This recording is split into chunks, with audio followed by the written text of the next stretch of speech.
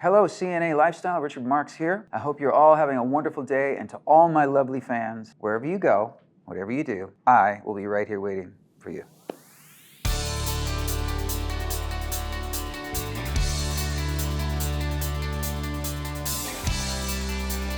I always wanted to tour everywhere, anywhere that my music was known. I just remember starting to come to the whole region of Southeast Asia in the 80s, earlier than a lot of my peers.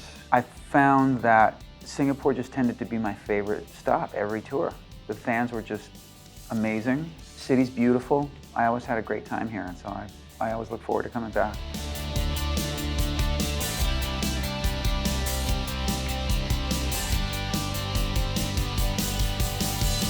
Well, one of the things that I think is really important about events like this, in terms of fundraising, the sooner we can figure out what the link is, because I'm not a scientist and I might be speaking incorrectly, but this is just what I gather from what I read.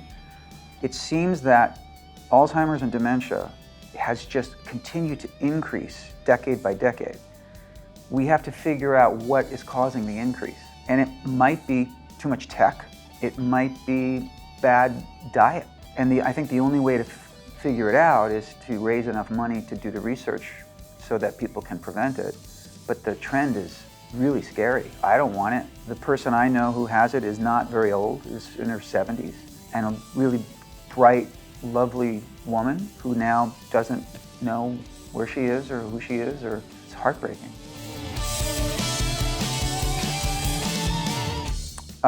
Many, but the most important one, and it took me a while to learn this, and it's not an opinion, it's a fact. Whatever you think about the most is what your reality will be. If you think negatively, you're going to have a negative life. If you think, I'll never do that, you'll never do that. But if you think, I'm going to do that, if you think, I want to do that, if you think positive, positive, positive, whatever you think about the most is what your reality will be. And if I'd known that when I was young, I would have had better quality of thoughts. Not that I haven't had a great life and a lot of success, but I also just didn't realize that until I was probably late 40s or 50.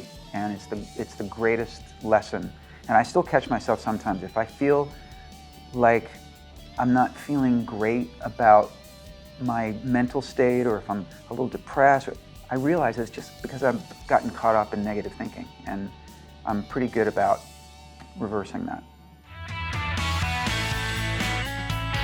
I don't know how to do anything else. I mean, I'm not proud to say this, but I don't really have hobbies there are activities I like to do, but my life has always been music and creating music, and now even more so performing. Performing is it takes up much more of my time than creating music. I still write and I still record, but it's much less than the old days. This is my life. I love my home life as well, but I feel like I'm always sort of in motion. I'm comfortable traveling. I love kind of like all of it.